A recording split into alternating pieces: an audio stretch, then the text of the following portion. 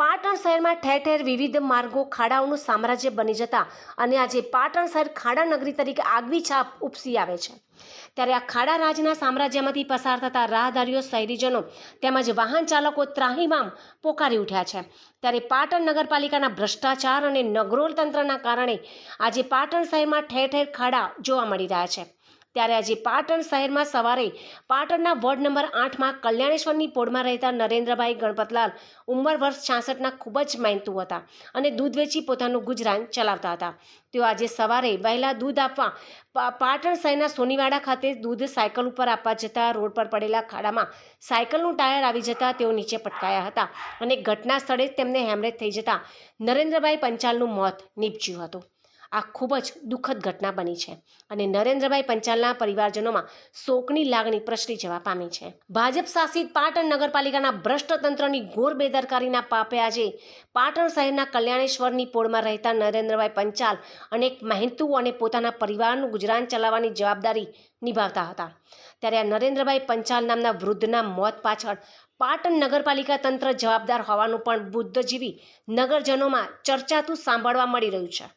પાટણ શહેરના સોનીવાડા વિસ્તારમાંથી નરેન્દ્રભાઈ પંચાલ પોતાની સાયકલ લઈને દૂધ આપવા માટે પસાર થઈ રહ્યા હતા ત્યારે તેમની સાયકલનું ટાયર રસ્તાના ખાડામાં આવી જતા અને ફસાઈ જતા નરેન્દ્રભાઈ નીચે ખાડામાં પટકાયા હતા અને તે દરમિયાન તેમને માથાના ભાગે ગંભીર ઇજાઓ થતા હેમરેજ થઈ જતા તેમનું મોત થયું હતું। ત્યારબાદ તેમની લાશને પાટણ શહેરની મધ્યમાં આવેલ સરકારી સિવિલ હોસ્પિટલ ખાતે પીએમ અર્થે ખસેડવામાં આવી હતી।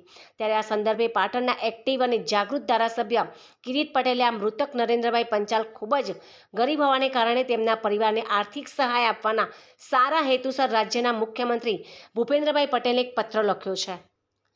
ત્યારે હવે વધુ કોઈ પાટણના શહેરીજનો આવા ખાડાઓની ભોગ બને તે પૂર્વે પાટણ શહેરના ખાડા પૂરવા માટે યોગ્ય કાર્યવાહી કરવાનું પાટણ નગરપાલિકાના કોર્પોરેટર તેમજ જાગૃત અને એક્ટિવ ભરત ભાટિયાએ જણાવ્યું હતું કે નરેન્દ્રભાઈ પંચાલનો પરિવાર ખૂબ જ ગરીબ છે અને જેનું મરણ થયું છે તેના ભાર ઉપર જ ગુજરાન ચાલતું હતું। તો હવે વહીવટી તંત્ર દ્વારા ડિઝાસ્ટર મેનેજમેન્ટમાં આ બાબતને લઈને પરિવારજનોને યોગ્ય આર્થિક મદદ કરવા પણ અપીલ કરી હતી।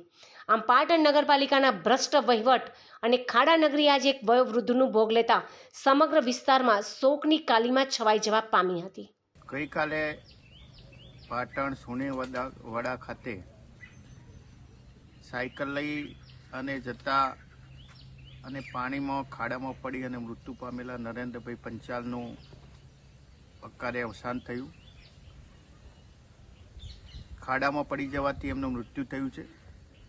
આ બાબતે મેં મુખ્યમંત્રીશ્રીને પણ પત્ર લખી અને એમના પરિવારને વળતર ચૂકવવા, રાહત ચૂકવવા માટે વિનંતી કરી છે, પરંતુ આજે નગરપાલિકાની ઘોર બેદરકારીને લીધે આ એક વડીલનું મૃત્યુ થયું છે।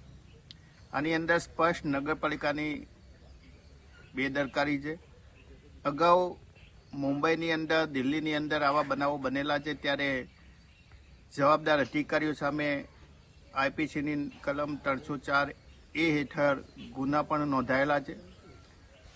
મુખ્યમંત્રી એ સંવેદનશીલ છે।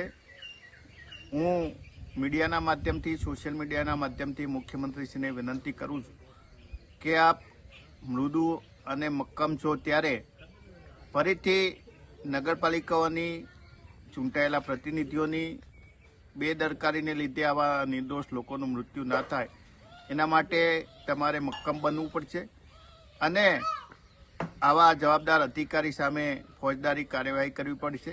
માત્ર ઓફિસમાં બોલાવી અને ઠપકા આપવાથી કંઈ થવાનું નથી અને આ નરેન્દ્રભાઈના પરિવારની અંદર બીજું કોઈ કમાનાર નથી, દૂધ વેચી અને ધંધો કરતા હતા, તો એમના પરિવારને વધુમાં વધુ રાહત મળે એના માટે હું વિનંતી કરું છું।